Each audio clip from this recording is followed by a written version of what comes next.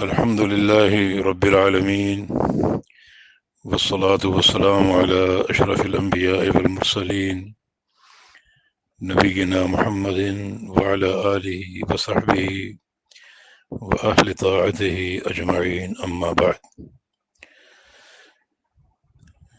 اس وقت جو وائرس پھیلا ہوا ہے، اس کی بنا پر ملنا جلنا تقریباً بند ہو چکا، بھائیوں سے مصافحہ یا معانقہ نہیں ہو پا رہا، اور دوری کی یہ شکل اس طرح قائم ہے کہ ہر بندہ اپنے گھر میں محصور ہے۔ رمضان کی بھی آمد ہے، کچھ لوگ پریشان دکھائی دیتے ہیں کہ رمضان کی عبادات کا کیا ہوگا، لیکن اس پریشانی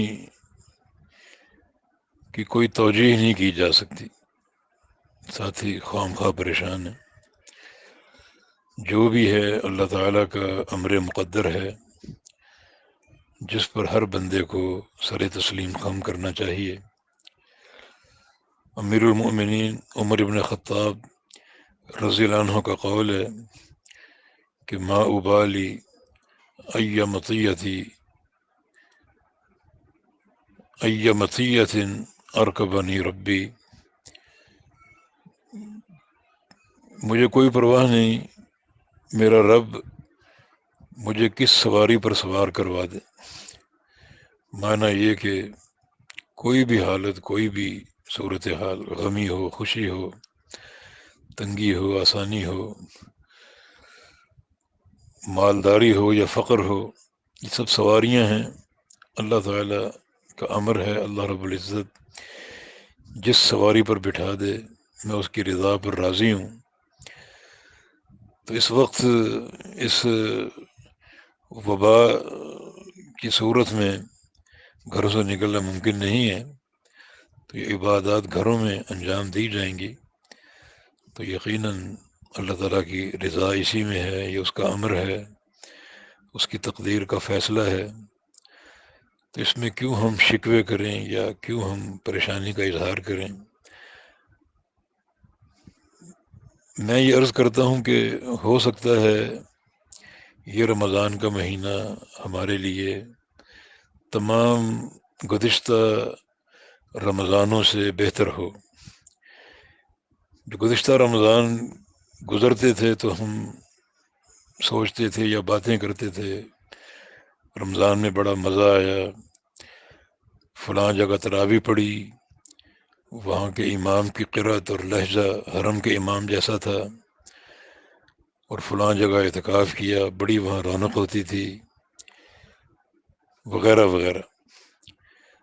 مگر یہ رمضان جب گزرے گا تو انشاءاللہ ہم یہی بات کریں گے کہ اس رمضان میں اپنے خلوت گاہوں میں اپنے رب کے ساتھ تنہائی اختیار کی،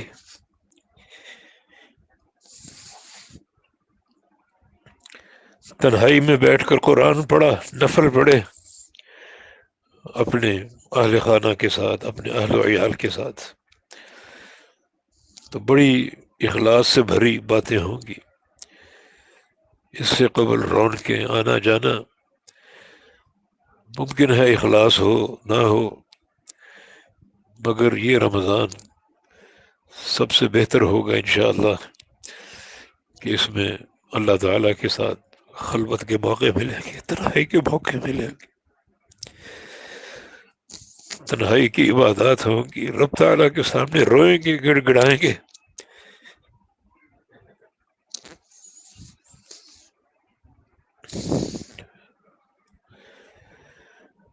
تو پھر پریشانی کی کوئی وجہ نہیں ہے۔ اللہ تعالیٰ کے ہاں سب سے افضل عمل وہی ہے جو اخلاص سے بھرا ہو۔ اللہ تعالیٰ ہمیں اپنے مخلص بندوں میں شامل فرما لے۔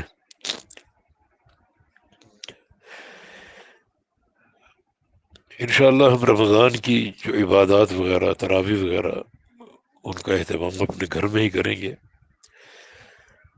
یہ المعہد السلفی لتعلیم و تربیہ میں عمومی طور پہ تراویح پڑھا کرتے تھے. وہاں تراویح نہیں ہوں گی، اپنے گھروں میں پڑھیں گے انشاءاللہ.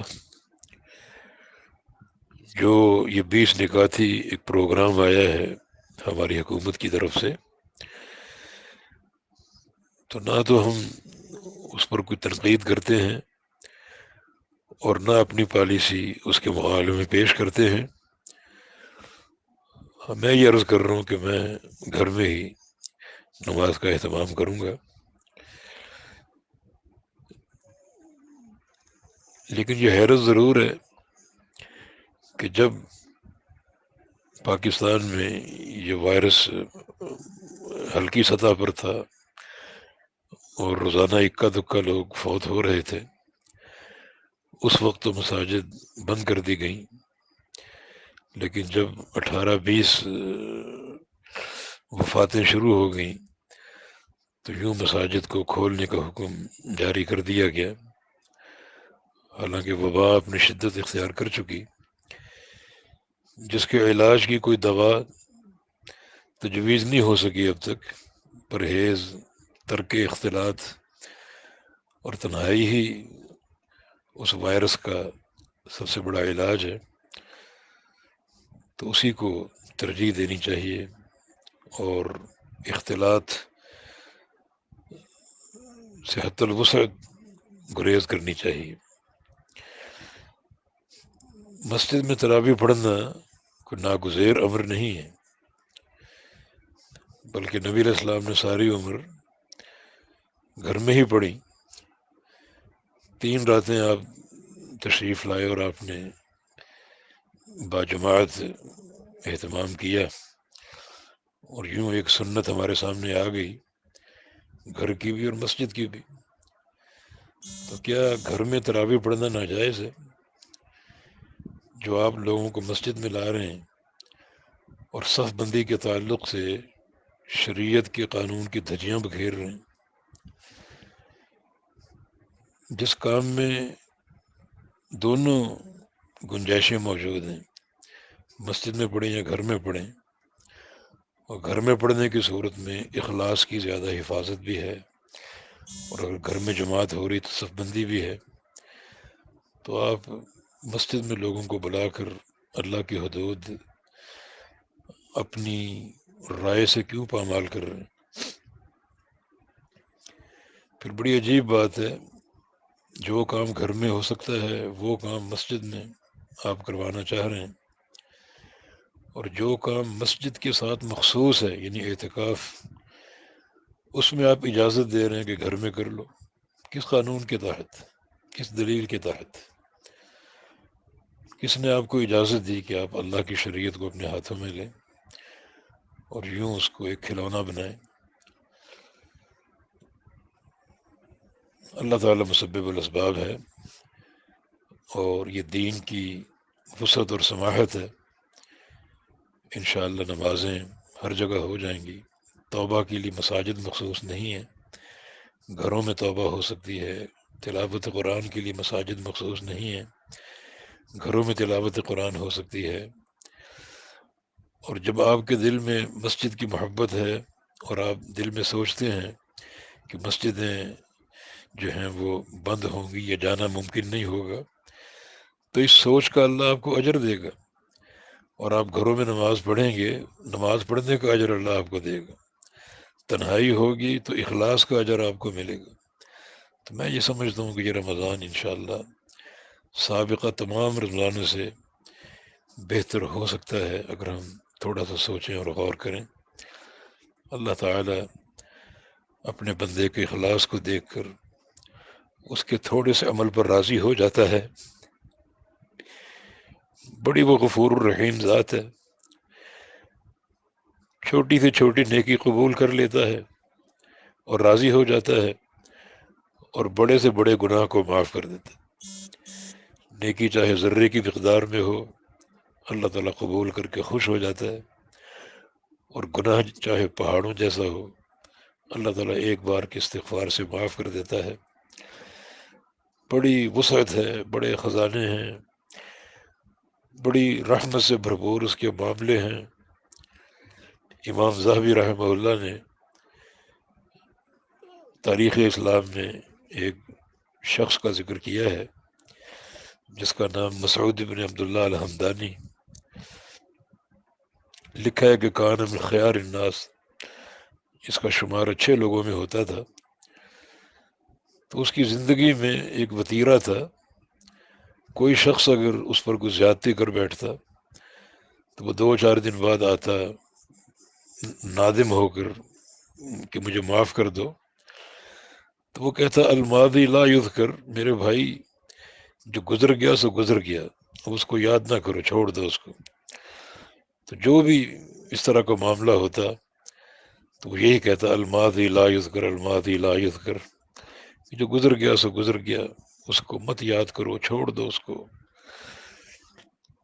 اس کا انتقال ہو گیا، تو اس کے انتقال کے بعد اس کو کسی نے خواب میں دیکھا اور پوچھا کہ مسعود، اللہ تعالیٰ نے تیرے ساتھ کیا معاملہ فرمایا؟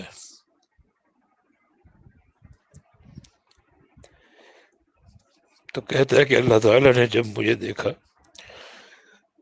تو مجھے پکار کر کہا کہ یا مسعود الماضی لا یذکر، مسعود جو گزر گیا سو گزر گیا، اس کو مت یاد کرو، انطلقوا بہ الی الجنہ، وہ سامنے جنت ہے، چلے جاؤ اس میں۔ بڑا غفور الرحیم ہے، بڑا غفور الرحیم۔ تو اللہ تعالیٰ ہمیں جو ایک موقع مل چکا کہ اس کے ساتھ خلوتیں اختیار کریں، رجل ذکر اللہ خالیا ففاضت عیناہ، جو بندہ تنہائی میں اللہ تعالیٰ کو یاد کرے اور اس کی آنکھوں سے آنسو جاری ہو جائیں، اللہ تعالیٰ اسے قیامت کے دن اپنے عرش کا سایہ عطا فرمائے گا۔ تو الہ العالمین ہمیں توفیق دے کہ ہم تیرے ساتھ کچھ خلوت میں وقت گزاریں، تیرے سامنے روئیں، گر گڑائیں، سچی اور خالص توبہ کریں، خلوت کی عبادات کریں۔ اور الہ العالمین جس وبا نے اس وقت ایک بسیرا ڈالا ہوا ہے، اسے اٹھا لے یا اللہ، اپنے امر سے اٹھا لے۔ تیرے امر سے اتری ہے ہماری معصیتوں کی بنا پر، اور ہمیں توبہ کی توفیق دے، اس توبہ کی برکت سے تیرے امر سے یہ اٹھا لی جائے گی۔ یا اللہ امت مسلمہ پر رحم فرما، غرباء اور فقراء پر رحم فرما۔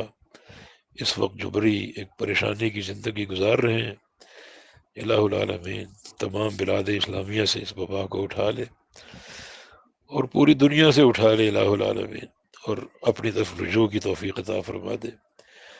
ربنا تقبل منا انك انت السميع العليم وتب علينا انك انت التواب الرحيم برحمتك يا ارحم الراحمين، وصلى الله على نبينا محمد وعلى اله وصحبه واهل طاعته اجمعين۔